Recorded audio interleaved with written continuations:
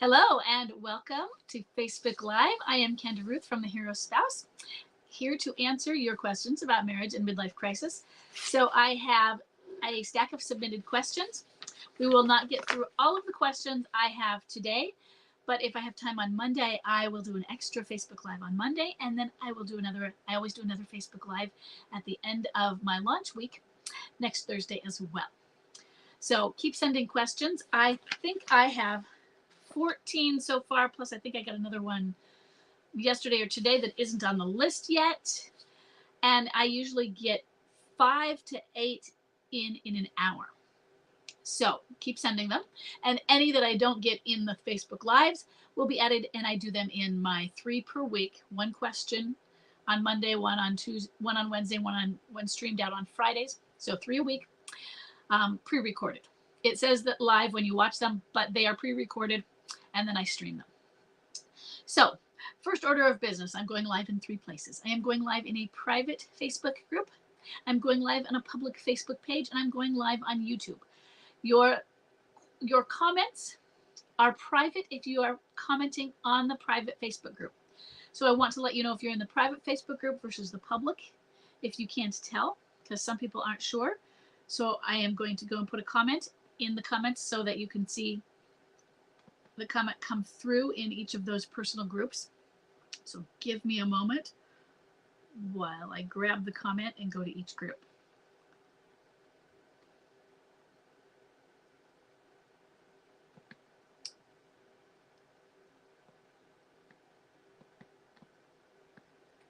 I will also use that to make sure that I am coming through as I look on each group to make sure that this stream is coming in, because I am coming through. I'm using my iPad for the video and watching on my laptop.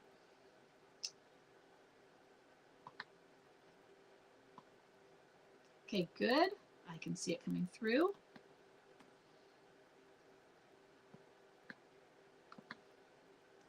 There is the comment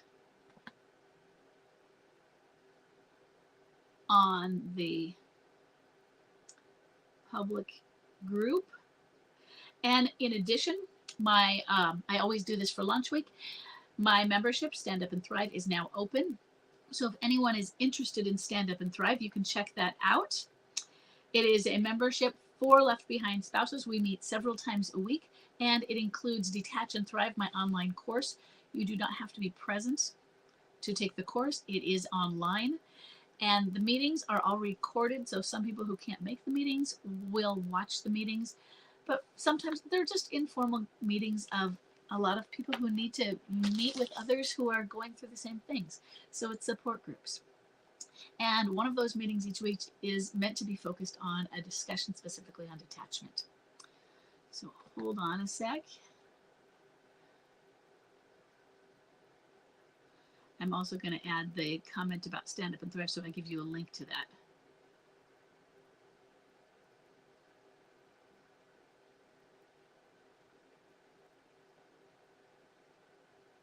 This should also have the, hold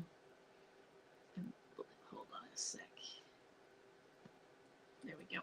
It also has a link for submitting questions to this in it. So just a moment, I'm going to add that.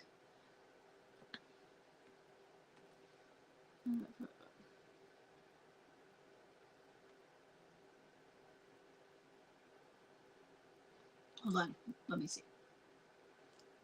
That is not the one I wanted.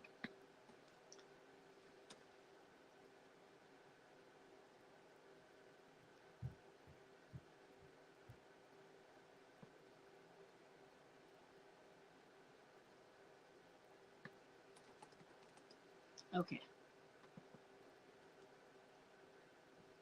So it is open for a week. And I am just putting in that, okay? Now I'm going to go to the other one. I'm going to the private group. I am going to refresh my screen, make sure I'm coming through. I know this opening stuff takes a while. And there I see myself. You can hear me? Okay, good. Thank you. And the first one I'm putting in this is the Stand Up and Thrive. Then I'm going to go get the other two saying that you are in the private group.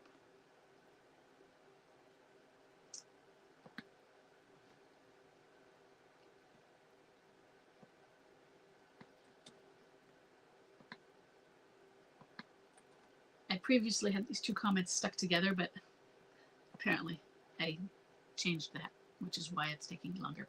Okay, so let's move on to our first question. You can ask me questions as I go, but sometimes I am so focused on answering that I don't always look up, but I do try and look up when I can and answer as I go through. Okay, so they are numbered. That makes it easier if somebody has to go back through and uses a transcript. You can say, I'm looking for number one, and do one of those keyword searches and look for where does she say what number one on there and find it faster. So number one, we have an anonymous female left behind and forward moving spouse with a bomb drop of September 14th, 2021, a date of marriage of 2004. She has a clinging boomerang who is a high energy replayer. She says, my husband texts every day, all day. This began more about a year ago. Prior to that, he was a hardcore replayer. We've recently been meeting up for drinks for the last couple of months, a few times a month. He's been trying to reconnect with the kids who are hurt deeply by his affair, and they dislike the alienator very badly. They do not wish to go to his house with her. He asked to cancel the divorce. He filed and never participated in November 2023. So I'm saying he requested to cancel. He requested to cancel in November 2023, I'm guessing. He says he wants out of the situation he's in and has expressed interest in us maybe having a future again. He talks about us a lot and uses we a lot. I realize that he's cake eating. My question is, what suggestions are there for me as we navigate maybe dating or getting to know each other again? I'm feeling like the other woman, but I'm his wife. This just started in December, and the alienator is emotionally blackmailing him. He's still in midlife crisis, but seems to be moving through replay and went through a very deep suicidal depressive state last summer. Okay, so since I read through it very quickly for you, let me bomb drop 2021. So we are at 2.5 years right now. Okay. And this started at about a little before 2.5 years. Okay. With a clinging boomerang and a high energy replayer who is, especially in the more extreme clingers, I see that because I experienced it. So what do you want to do? Yeah, you're going to feel like the other woman. So you want some strong boundaries. But what you do with those strong boundaries, if you are committed to being a stander, and I just realized, just so I'm going to tell you really quickly, I don't have my glasses on, so it's going to be hard when I try and read all of the comments. So I'm going to be looking like that for a while sometimes. But you want to add a lot of reassurance. Let's say you're going to set a boundary. And let's say it's going to be because you know he's cake eating. And you want to set, not yet, but let's say we were going to do a no contact boundary. And it was a no contact boundary that was based on you're still seeing an alienator and you're not allowed to have contact with me until she's not in your life. You would want to add a reassurance at the front of it. Then you put your hard stuff in the middle, and then you add a reassurance at the back. So always give the reassurance. The reassurance is, you can even use the words that you're standing. My husband Chuck knew the terminology. He knew that I was standing for a marriage. I told him flat out, I don't believe in divorce. I actually used that, made it sound like that. I said, I don't believe in divorce. I said, that wasn't in my vows. My vows said till death do us part. Till death do us part, I'm sorry. Till death do us part. And that hasn't happened yet. So you want to be very firm, but also very soft with this, because it is done with empathy, and it is done with love, and it is done to reassure him that you are not going anywhere. Now, the next piece, though, is that cake eating thing. When it gets to that strong, high level where they think they can do anything because you're not going anywhere, that's the point where you know the reassurance has worked. I got there. The reassurances worked to the point he said, well, it doesn't matter what I do. It's not like you're going to leave me. It's not like you're going anywhere. I can leave her in the morning and come back to you and change my mind at night and go back to her every day. And I said, I made this promise to you, and I didn't mean the vows. I meant that I wasn't giving up on this, and that I wouldn't divorce you. And I haven't changed that. But what if I do? I'm not saying I'm not saying I've changed it. What if I do? She said, I'm young, and we didn't know I was infertile at the time. We didn't have kids, and we knew we both wanted children. I said, but what if I do? The thing I can't guarantee you is I can't guarantee you how I will feel in the future. I can guarantee you how I want to be. I can guarantee you what I want things to be like, but I can't make a guarantee how things will be, even with my own feelings. Okay? And so I started to use language like that to scare him a little bit, saying, I'm there now, but I might not be there. I might not be there. And at the point I was doing that, the purpose was still to scare him. But it's true as well. I do have the capability of changing my mind. I don't have the plan to change my mind, but I might do it. I see it happening all the time. We see it happening all the time in the forum. Some people come in going, knowing, I'm giving it this long. Some people are like, absolutely not. I'm not putting a timeline on this. I have no plans to, but some people know they might, but they don't want to.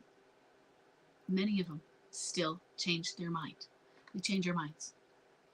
And so the reassurance is not meant to scare. It's meant to reassure. I'm still here. And then when he feels so reassured that it's becoming abusive, when the cake eating is, I can do anything I want because you're still going to be there. Then it is, and what happens if I'm not? That's when Chuck got scared. That's when he started to make a difference, and it started to change. Because I said, maybe I won't be there. And I started to hold to the boundaries a little bit better. I still suck at boundaries, but it was just a little better, and a little better, and a little better.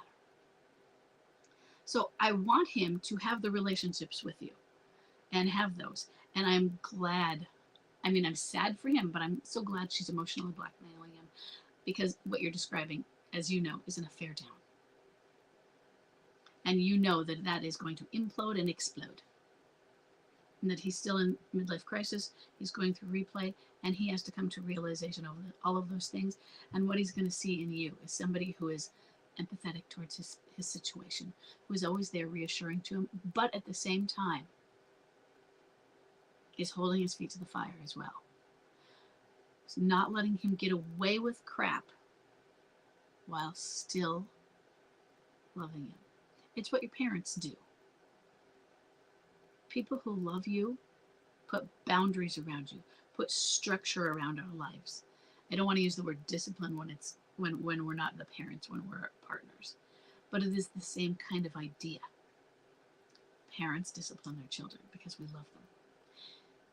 The parent who just lets their child run out in the street and doesn't care. And the children sense that and feel it. Same thing with spouses. Same thing when we're adults. And so they do sense that she does care when she does these things. But they still fight against it, just like teenagers. They fight against it. And so we want to give all of the reassurances that we need to, while still putting the boundaries in. So let me look really quick, see if I'm getting it there. What suggestions are there as we navigate dating or getting to know each other again? Okay.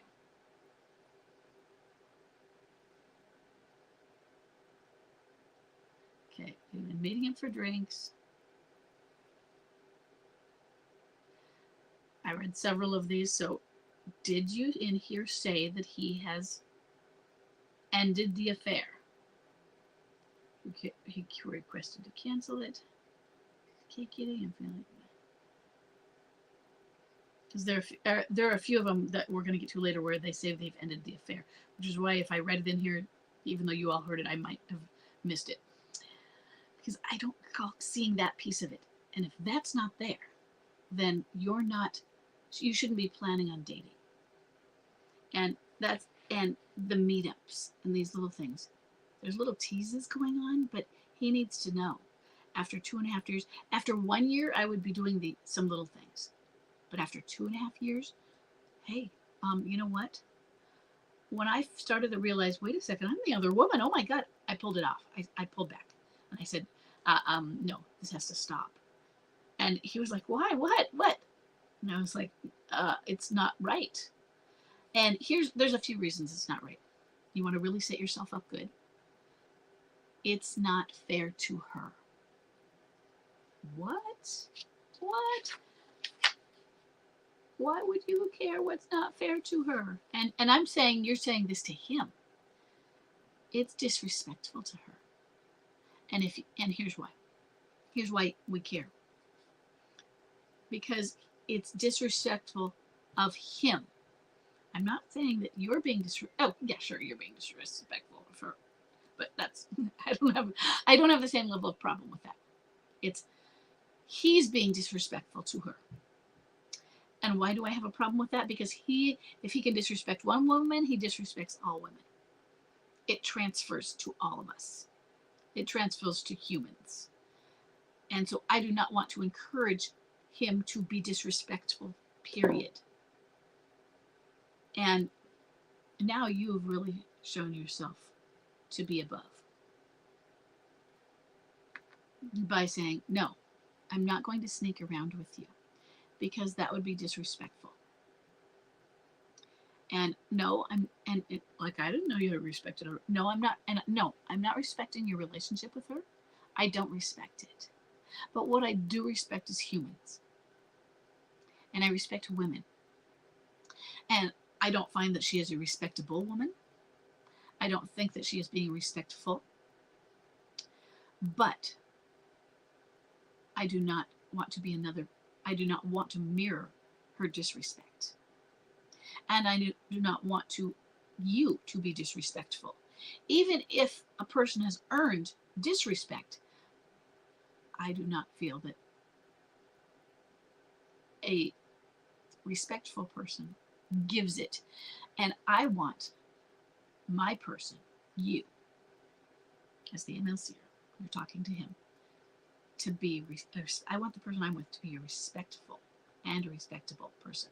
That means you show respect to all people, even those who don't earn it. It means it's part of grace. It's part of being kind and saying, when you're walking in a door and you open the door for the person that's walking behind you. We do it whether they're nowadays male or female even. It doesn't have to be a gender thing. It's that person is carrying a bunch of groceries, or that person has a cane. It's a polite thing to do. And you do polite things, and it doesn't matter. You didn't see what the person looked like behind you. You opened the door because you heard somebody shuffling behind you, and you turn around and you're like, oh, it's that terrible person I can't stand from TV. But you're still polite to them. And that's the kind of thing. It's general courtesy. And that's why I don't want you sneaking around with him or dating him if he is still with her. And if he's not, we'll see. Okay, hold on. I'm going to read through these. Okay. I'm assuming feeling depression and suicidal thoughts are common in MLC. Yes, they are. And Gerald, as Gerald says, you've had both. I think deep is relative to the individual, though. Deep depression, yeah, relative to the individual. And the other thing is, depression and suicidal thoughts are common, which is what replay is an avoidance of those.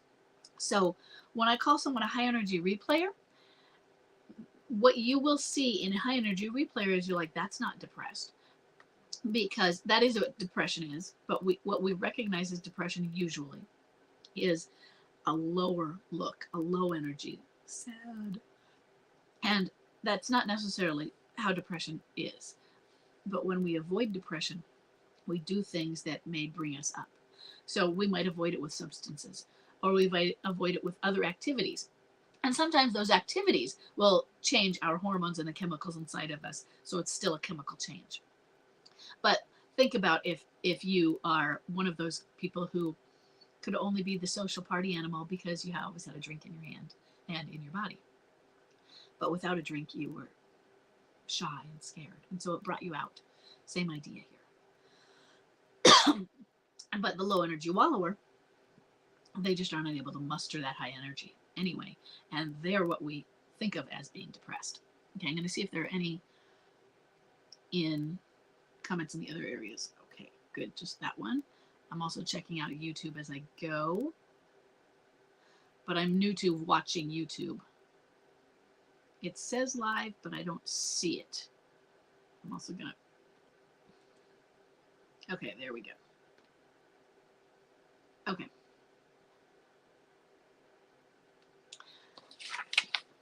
So I am going to go into number 2. We are way in. The first one I always take a really long time since I have the opening stuff. Number 2, we have an anonymous male left behind and forward moving spouse with a bomb drop of September 12th, 2023, a date of marriage of 2004, and he is not familiar with either contact type or energy level. He says, my wife moved out a month ago. So we have a bomb drop from September, very last September, but a move out of, and this is a little over a month ago because these were about 2 to 3 weeks out since I've been collecting submissions. We text, talk, and email or see each other almost daily. Our son plays baseball, so we will see each other 2 to 3 times per week at the games. She's stopped over each game to chat, baseball stuff mostly. She stops by the home to get our daughter and occasionally some items. Always asks if she can come before that. I've shown empathy, given her space, no pushing at all, but she moved out quickly. She said she misses her home, her dog, and seeing the kids daily. Do I reach out to share information about baseball? I know she would like to know. I don't want the only communication to be about the kids, schedules, and finances. She said she's learning to live alone and see the kids less often. What should I be doing besides working on myself? That's been going well. Laundry, dog, food shopping, cleaning, all things I helped with but never did alone until now. Those are going well. Well, congratulations. Okay. Do I include her if we go out to eat after a game? Do I offer to travel to games further away together? Or do I stay in my lane only? Okay. So these are actually really good questions because the answers are going to be yes for certain people asking and no for other people asking. And honestly, for you, a lot of them are going to be yes, where I may more often say no to other people. And right now, some of it is because she's stopping by. She's missing things. And it's very new. She just moved out. She's saying she misses these things. And some of them are very specific smart contact. So one of the things, and smart contact is not my program. That is Marriage Helpers. So when I talk about smart contact, I'm not an expert in the specific program of it. And so I could mess things up when I, regarding how they go over it. And I've tried not to immerse myself too much so as to not be stepping off into their lane. So I could mess it up. But if they are initiating some of these contacts, then it is more fair game to go a little bit deeper with the contact and with the interactions. Then it would be more of a push behavior if you were initiating. So she's coming by the house. She's meeting you up for a game. She's coming over and she's chatting with you. So including her in going out to eat after a game, I don't see why not. But it is a casual, it's not a request, but an offer or an invitation. It is casual. Hey, we're going out to eat. Would you like to join us? Or are you free to join us? You can say, we'd love to have you join us, but you don't have to say that. If that itself would feel pressure to her. We'd love to have might. With some, it would be pressure. Be as casual about it as you can. We're going out. You're free to join us if you'd like. Because that's not a push. And if she feels push from it, you didn't do the pushing. Then also if she feels pushed and you see it, step back from it next time. But it doesn't make it your fault. Okay. There are some pressures where Yeah, we were doing the pressuring. This isn't one of those. So, should you share info about baseball? Well, first thing you said, you don't want all of your interactions to be about kids and stuff.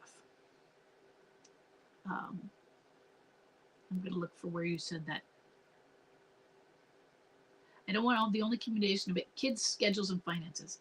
But right now, first thing, schedules and finances, you can think of that as business-like, but you don't have to be. And kids, you're talking about kids and baseball. So it doesn't have to be businessy when you talk about your children. So that fits into smart contact. So I don't take it as we're talking about the weather. How's the weather out there? And it's just business. It's okay. And you want to keep your communication within the boundaries that she feels comfortable right now as well. So you don't want your communication to be only about these things, but what does she want it to be? Where does she feel, I'm starting to feel, rather than the word pressure, because like I said, sometimes they feel pressured when we're not pushing them at all. No push behaviors, but we're not pushing. What do we do? Stop push behaviors. That this S in smart contact is stop push behaviors. And maybe we're not doing push behaviors. Sometimes we have to let them take the lead. Sometimes we just go with the flow and they will let us know. And we're overanalyzing. We're overanalyzing way too much sometimes. And I think that if you go in this and you just let her take the lead, and she doesn't want to talk about these things, and she will let you know by uncomfortable, by the word uncomfortable instead of pressure. So we think of pressure, but if she seems uncomfortable, then we know it's about her.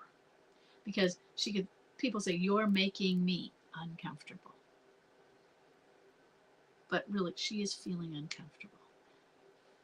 And she gets to feel that way at these times, okay? She doesn't know how she's feeling because she's feeling she's feeling uncomfortable in her own skin. And sometimes we're feeling uncomfortable with things that we love so much. And so it's the guilt and the shame and the bringing up, and we're uncomfortable when you're bringing things up that I want to be a part of and I don't feel a part of. Well, why not? We're making you a part of it. We're making her. Why should she feel that way?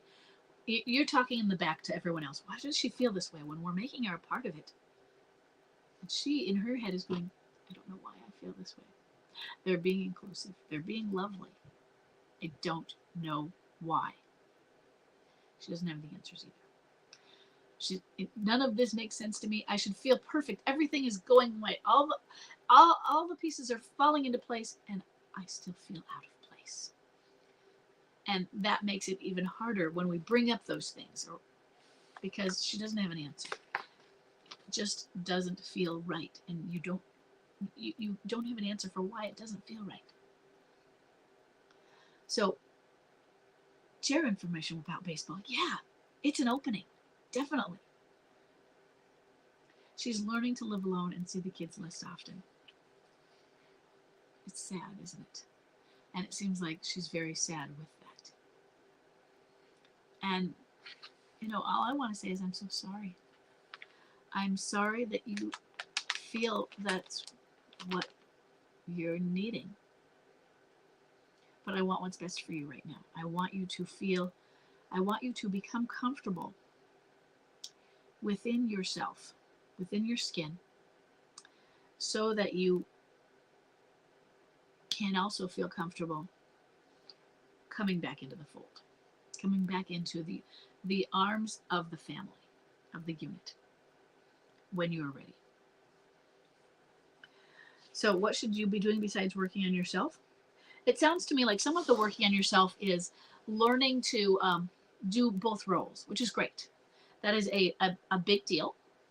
And it is going to deepen your relationship with your children, which is beautiful. So you are being given a wonderful gift regarding that relationship with your children. We all still wish you didn't have to have the gift because we wish you had the whole package, and we get that, but you are. So all of those things, and you're going to keep doing that. The other things, how detached are you? You may not be very detached yet. You might feel it, but she's always around. She's coming around. So what kind of things can you do when not in her space, when she's not around, to breathe, to catch your breath and just get your own space? She's getting her space, and that is a good thing. I need my space. You need yours. And right now, sometimes when she's not around, you have the kids. And so things might be busy, busy, busy. What can you do to not just work on, let's see, laundry, dog, maybe it's walking the dog. If it's walking the dog, maybe that's a breathing and getting out. But it's food shopping, cleaning. Now, sometimes for some people that you can use those for your mindfulness. But for some, that just doesn't work. So when can you just take some time out where you aren't worried about getting things done and how things are going to be done and the organization of how things are going to be done and the schedule of it and the systems of it, and just 20 minutes where can you just sit and stop? Time to meditate, time to listen to something, time to go for a run. What can you do that is really just pure joy or pure stopping for you? Hot tub time, something like that. So do you include her in eating? Yes, you do. Do I offer to travel to games further away together? Yes. And most people right now, I wouldn't say that, but she seems like she is still at a point where she's missing you. Now, if she seems uncomfortable when you do that, then don't. If she has seemed more aloof when she's around you guys, then I wouldn't so much. But because of that, and don't make it seem like you want her or don't want her to go. Like, don't make it seem like you will feel rejected if she turns you down, or that she has to go with you, or that, hey, we really need to save gas, so she should feel guilty for not going, or that the games that are further away, what if she wasn't planning to go to them? Oh, and now maybe she was planning on getting her own time. Just let her know the offer is open for her to ride with you, but it is an open offer, and it's okay if whatever she chooses. So she has freedom to say no, because when you get freedom to say no, you also have freedom to say yes. Okay? This isn't really one of those situations of stay in your own lane. Stay in your own lane comes by when you're getting I think a few other things going on. Okay? But right now, I sense a little more neediness in her. She's still at the pining away because she hasn't fully left home. Okay, let's move on to number 3. See, number 3. We have Laura. Laura has a bomb drop of August 1st, 2020, a date of marriage of 2002, and she has a boomerang who is a high energy replayer. She says, we divorced after 2 years of trying. He came and went 8 times during that time. Been there. Which caused a ton of emotional trauma in me and the kids. 3 months after the divorce, he came back, wanting to make things work. He'd broken up with the limerent object a few months before that. My condition was that he not be mad at me all the time before we started dating. So you weren't dating. There was a period of no dating, and because I think when I first read it, I thought this is a period of dating and not being mad, but either way. He went to therapy only a couple times, then stopped. He agreed to do a Fair Recovery's 12-week program with me, but only came to 3 before we quit because the argument over going became too much. Since Christmas, he's been mad things weren't fixed and is upset that we don't go on walks, etc. He broke up with me again last week. I went no contact, and he used the knowledge of what hurt me to really hurt me. So he used his personal, intimate knowledge of me, because we're close, to hurt me. What now? Okay, well, first, I want you to know first, I think you know this already. He was never ready for this, right? Are you aware of that? Now, I'm going to first key in on the first thing, the first phrase you said. We divorced after 2 years of trying. Okay. You divorced after trying. Trying presupposes failure. What does that mean? It means if you say we are trying, well, what you were trying though, what were you trying? And you may have been trying something different than he was trying. What were you trying to do during those 2 years? If he was in midlife crisis, there is no trying first. So you're trying to fix something during midlife crisis when it is not going to be fixed. And then you're like, okay, it's not fixed. I guess we're going to divorce. So end it. What trying means is it gives you the allowance to say it didn't work because we tried. I tried to run the mile, but I failed, so it's okay. I checked off the box of going to counseling. We tried.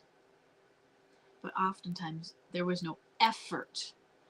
When we say try, we're really saying we mean effort, but we're not doing the effort. And so there is no trying when there's an MLC and you're doing it in the first 2 years. You personally may have been trying, but it was a futile trying. So in the first few years of MLC and a left behind spouse, what do I do? And what do I tell them? Well, you don't work on the marriage, because that you're putting your energy in the wrong place. Or the things you do to work on the marriage are work on other things, on sideline things. The marriage is in a box and you work directly on that later. But direct work on the marriage is not going to work now. So trying was inevitable to fail in that type of scenario. And if divorce was if there was a line in the sand of it had to make it, then divorce was inevitable in that. Okay. So divorce after 2 years of trying, because it wasn't going to make it. Okay. No matter what, that wasn't going to work, whether you divorced or not. You weren't going to be back together if this is a midlife crisis in 2 years in a functional situation. And look now, we're almost 4 years in and you're not back together, in a functional situation. Okay. 3 months after the divorce, he came back wanting to make things work. So again, now, my husband Chuck came and left 8 times. You said he came and went 8 times during that time. And it's been more than 8 now. But during 2 years, 8 times. So that's 24 months. That's every 3 months. I always said Chuck was a 3-monther. There was a whole year in there, and there were little ones, but in the big ones, when I was able to really see it, it was a 3 months. So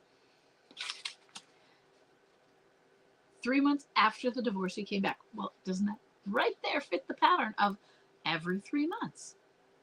8 times in 2 years, then another 3 months after. You can follow this, okay? So the next thing that I don't know if I follow this or I'm just like, what? You have a condition that he can't be mad at you?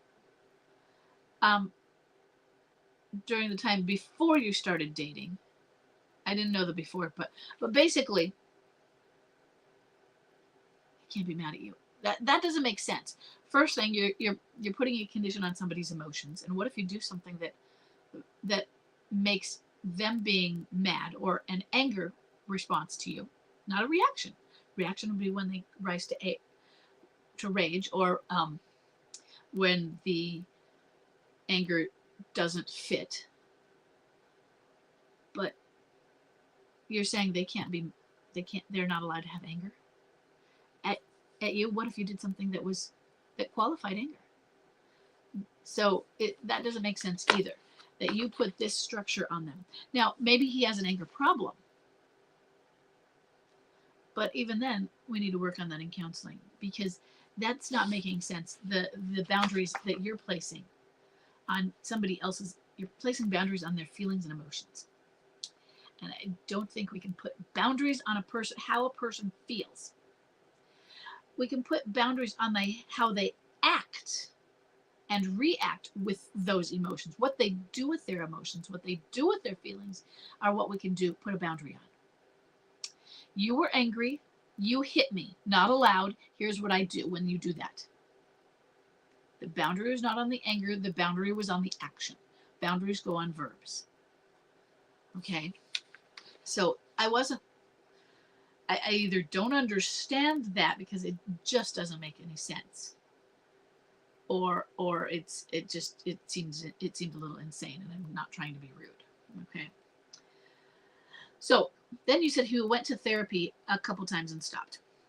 And then he did agree to go to a fair recovery, 12-week, but he came to 3 before he quit because the argument over going became too much.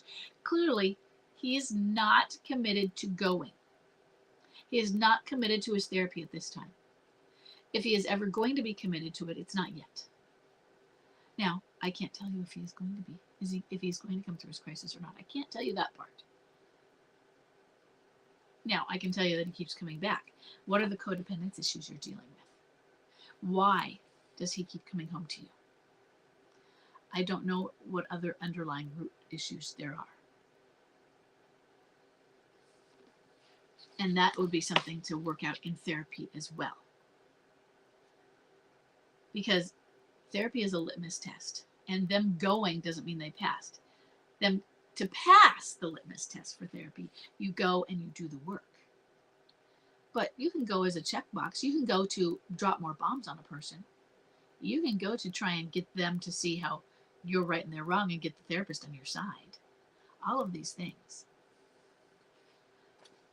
So then it seems like you're able to coerce him into doing things. He went to therapy a couple times. He agreed to do a fair recovery, but quit because the argument over going. So he really didn't agree, or he agreed, but it sounded like he was more coerced to go. Then he's mad things weren't fixed. Of course, you and I are probably both going to go, why would he think things would be fixed? And he's upset we don't go on walks.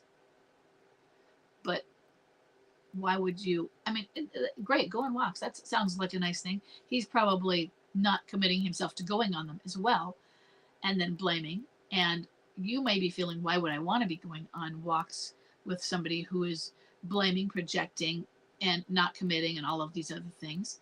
And there might not be time. You've got kids. And then he broke up with you again last week. You went no contact. Good. He used the knowledge of what hurt me to really hurt me. What now? Therapy. First thing, I want you to be seeing a counselor on your own. If you need somebody who is marriage friendly, go for it. But what I want you to be figuring out is, I would like you to consider going to something like Al-Anon for looking at codependency.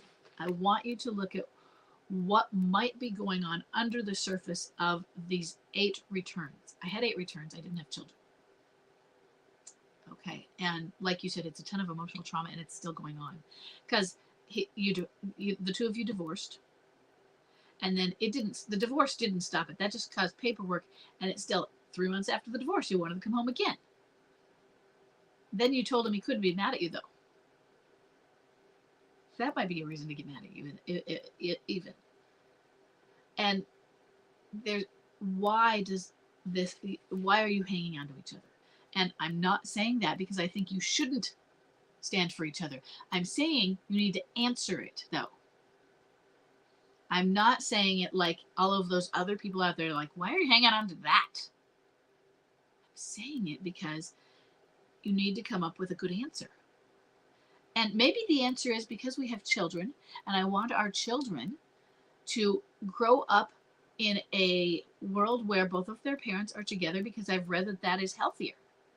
And then I want you to understand, that may be true.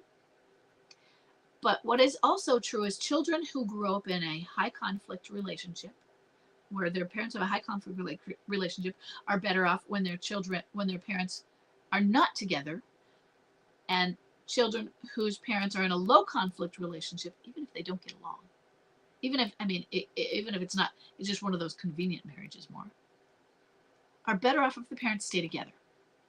But if the relationship is high conflict, now that is a peer-reviewed study. It did not say where the tipping point is. What makes high conflict?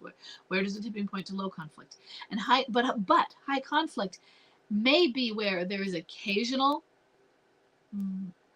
violence, but it's not all the time. It happened twice a year, but you're always waiting for it to happen because the drinking is in the background. And I say that because of my best friend from college's marriage. And they divorced 7 to maybe a little more years ago, after about 20 years. And it was high conflict. But part of it wasn't often. Her daughter started cutting. The ending, it started to increase the violence. As when these things end, we know that the violence increases, and she had to get protection. And she called me one day, and she was escaping to her parents' house. He was at their house banging on the door, being violent.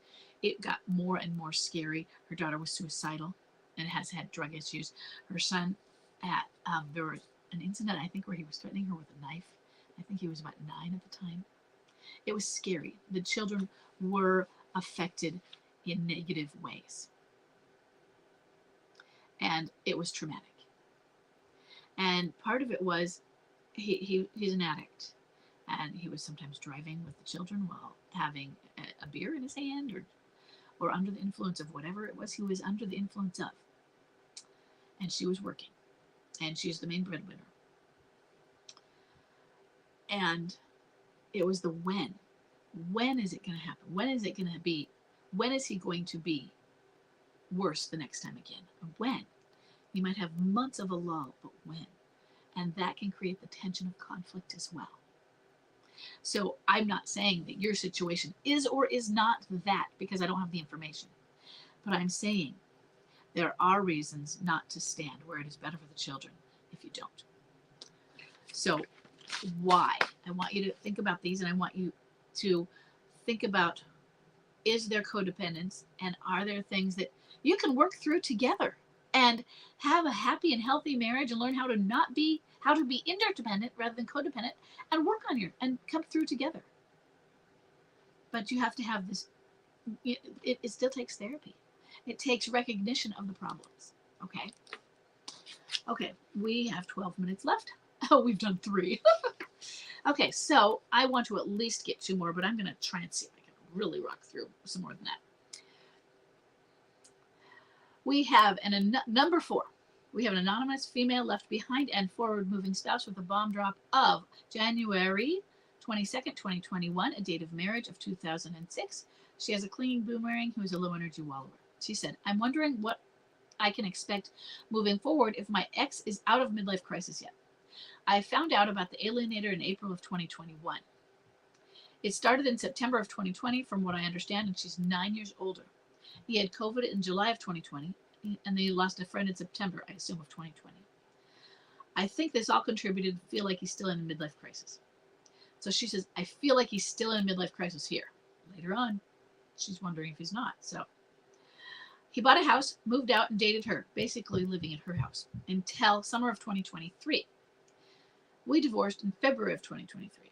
After they broke up, he asked me to reconcile and said they didn't have any contact. I had hoped but never fully went all in because of my trauma and trust issues. He was frustrated by this, and so they reconciled in January of 2024, just a few months ago, after she had reached out again. I'm wondering if he's out of MLC, even though just a few sentences ago you said it feels like he's in MLC. Okay. And if he's out of MLC, is he having a normal relationship with her now? He told me those 3 years were a blur, and he still envisions us together in the future. Go with what your intuition, your instinct, and what you know. you're and trying to you're going into analysis paralysis. And so you said he seems like he's still in MLC, but because he was frustrated with me, they reconciled. And first, he's in a relationship with somebody who he started the relationship as an affair, as an illicit relationship that was destructive to his marriage. And then he divorced that person, the marriage, you, the wife. But still, this isn't years and years later. This is still within the same arc of that. So we're not looking like, oh, he broke up with her and then 20 years met her again later. Okay, not old flame situation. Still in the arc of still, extracting from breakups. They got back together again, so the breakup didn't fully take. And you're asking me, does this mean he must be out of MLC and could it be a normal relationship? What do you think? I know that you know the answer, okay? Everyone out there listening knows the answer. It might be different if this were an old flame from 20 years ago and he met him again later, 20 years later, and he was a recovered whatever, and maybe she was a recovered whatever, and maybe they were recovered affair partners, whatever, recovered from the affair even, and maybe, both widowed, let's say. But this is an affair. And it's still an affair. This is the same arc of that initial affair. So why would it be normal? Why would it be no longer an illicit relationship? Why would it be an acceptable relationship, in other words? And why are you wondering if he's out of MLC when you said specifically,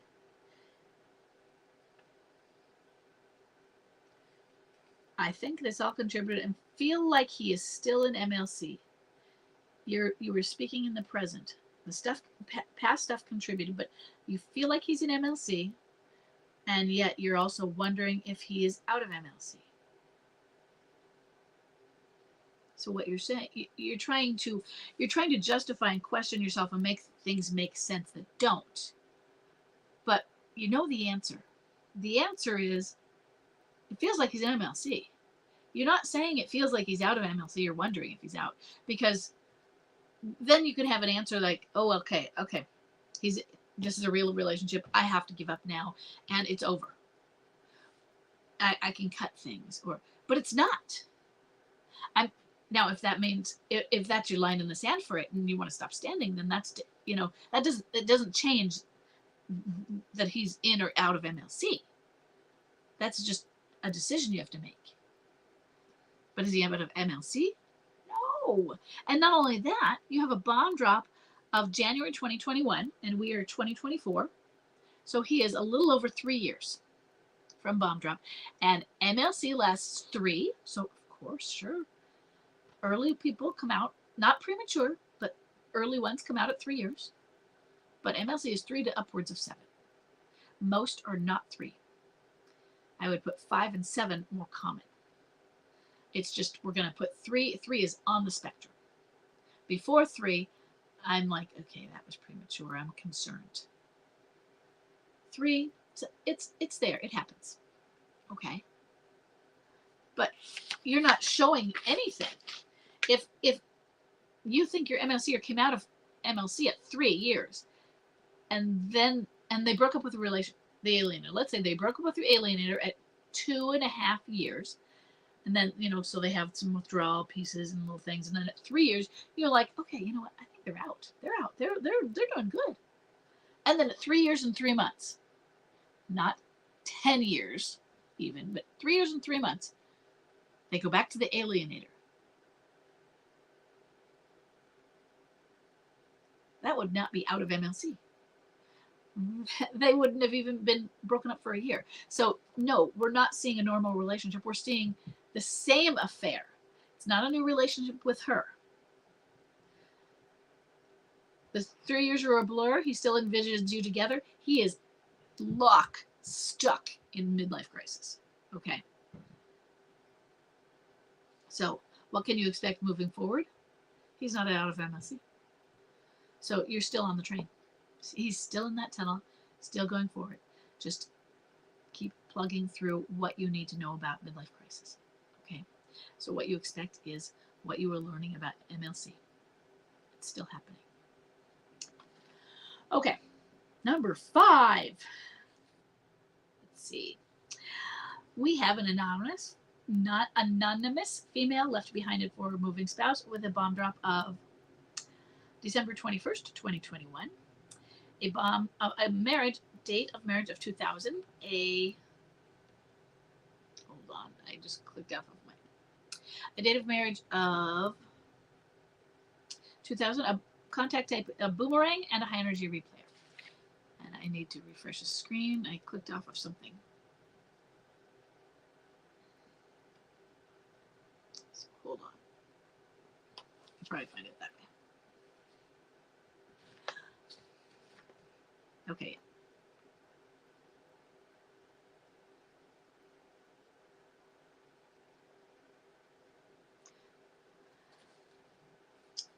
Okay. After bomb drop, he was a clinging boomerang. And it should remember saying boomerang now. But bomb drop was 2 years and 3-4 months ago. So after bomb drop, he was a clinging boomerang, and then he left home in March of 2021. So bomb drop was, it says 2021 here, but now we're left home. So I'm thinking maybe she means December 2020 or left home in March of 2022, because those dates aren't matching. Hold on, let's keep going. We were still intimate for months after he left home. I discovered the alienator in November 2021. And this could be why she's saying bomb. Oh, no, bomb must have been 2020. So this date is probably wrong. We didn't divorce until July of 2023. I believe he's on and off again with the alienator at this time. Last I heard, they were done. He lives alone. 3 times throughout 2023, he tried to come home. That seems to be a theme with the submissions this week, which isn't actually what I see a lot of, but we're getting a theme of a lot of them trying to reconnect and things.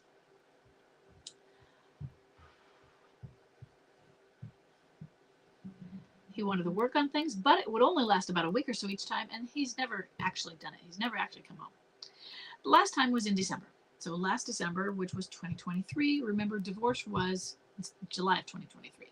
So for those of you who are thinking about divorce and what it means, we've had a few of them just in this session. We're only on number 5. This is at least the second, if there wasn't another one, that have said they wanted to come home. Divorce was already final. Okay. We talked 2 to 3 times a week regarding the kids and business. Our conversations usually include small talk. I've seen him quite a bit lately for kid events, and it's so awkward. I asked him to get together and talk, and he said yes, but never set a date or time. I'm still standing. Should I ask him again? Should I say more? Yes, but at the same time, I want you to proceed with caution. Remember that word uncomfortable and the smart contact and the pressure we were talking about earlier. If he is feeling pressure, and maybe we will notice if he feels pressure, because he may not verbalize it, but you might say that he might appear uncomfortable. And we want to then pull back a little bit. Okay. So sure.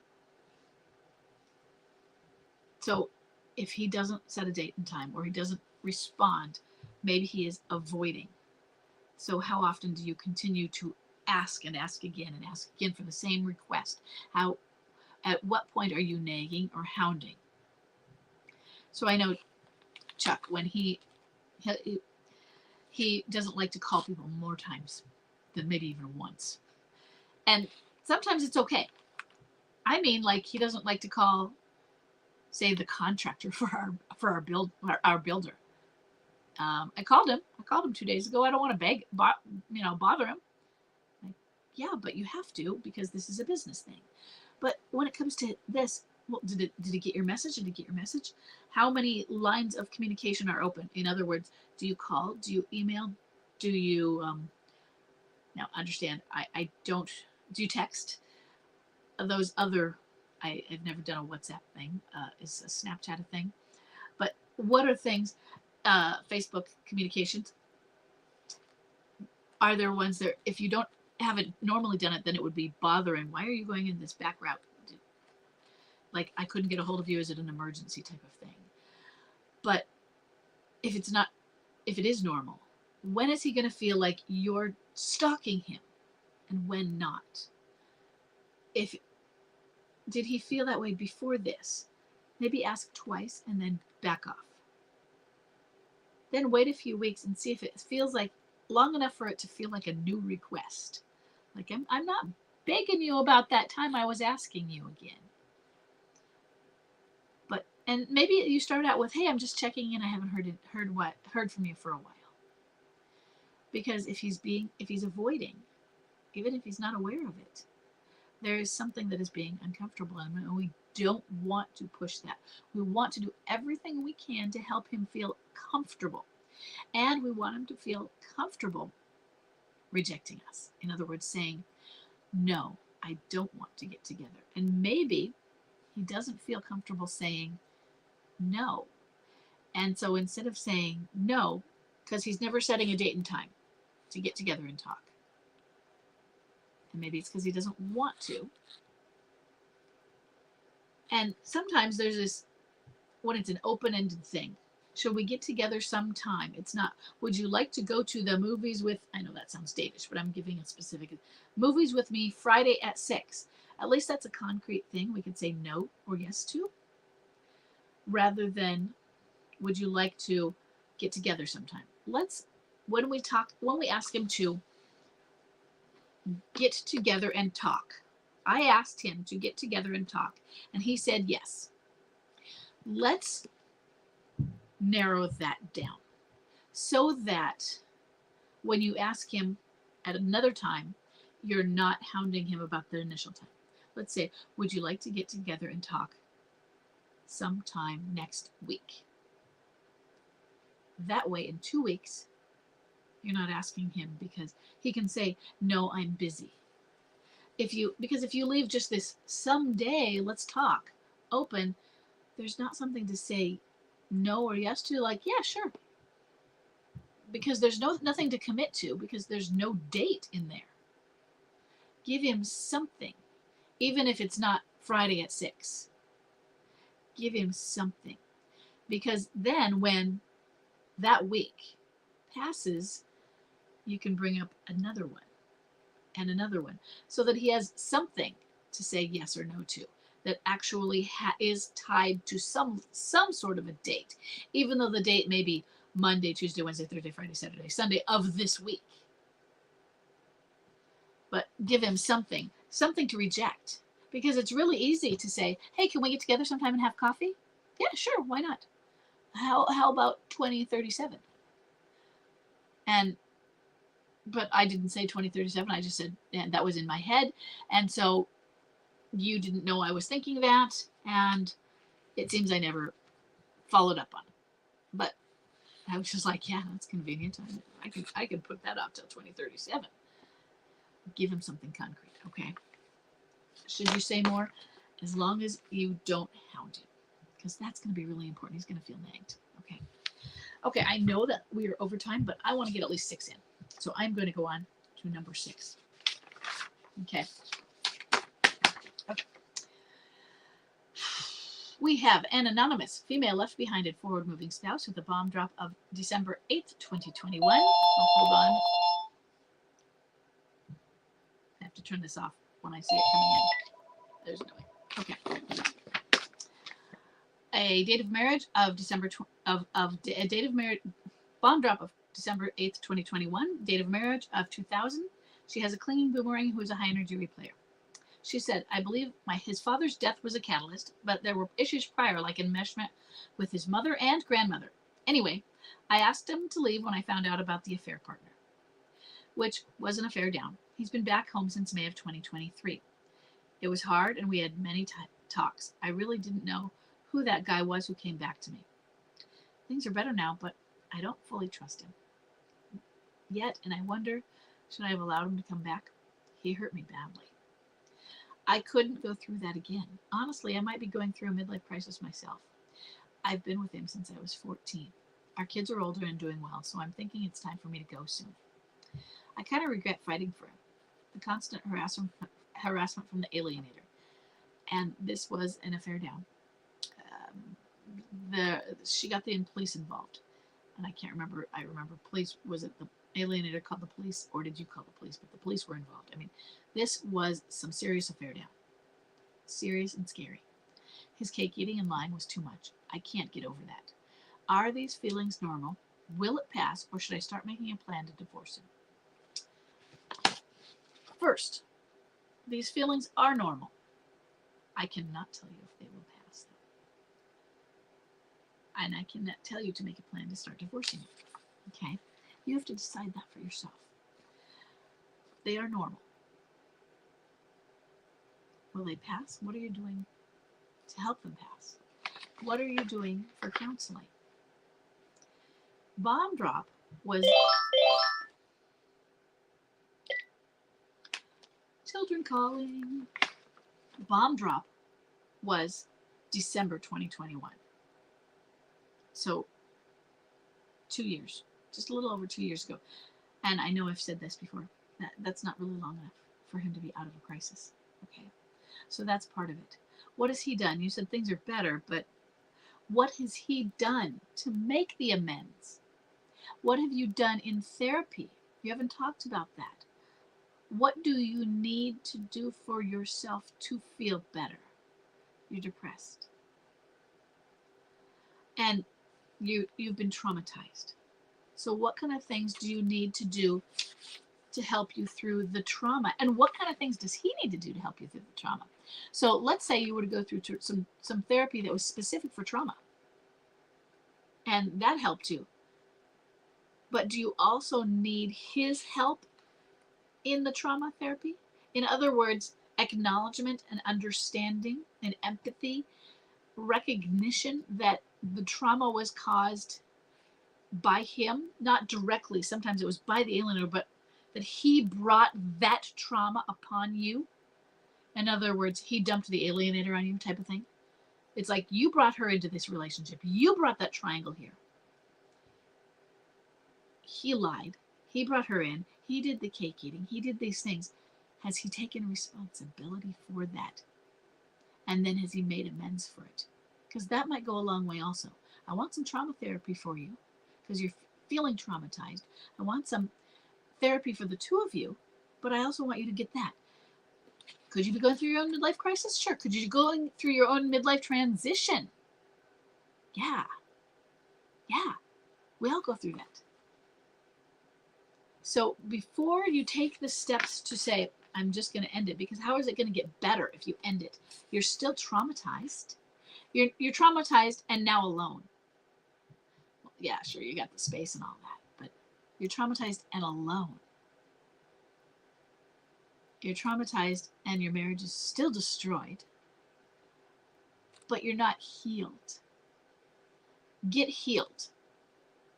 Heal yourself. Then figure out, okay, now, as a whole and healed person, is my marriage going to be healed? Well, he's lagging behind. He's not healing himself, so maybe no. Or he's doing a great job. Heal yourself.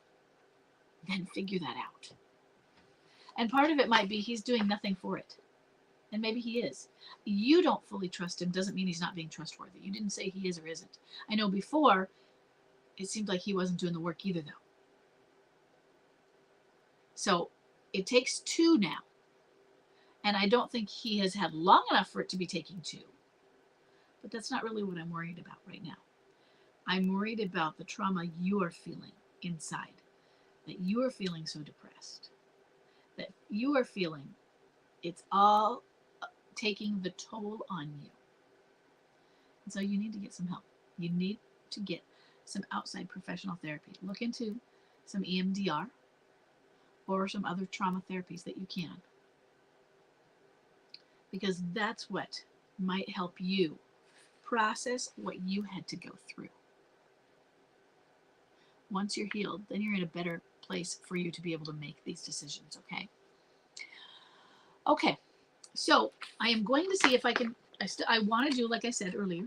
We'll stop here with that. I want to go again on Monday. I'm not sure of the time because I have an 11 o'clock with my one of my 10-year-olds. And so that goes to 11. I get him to school at 12:15. Then I race back here.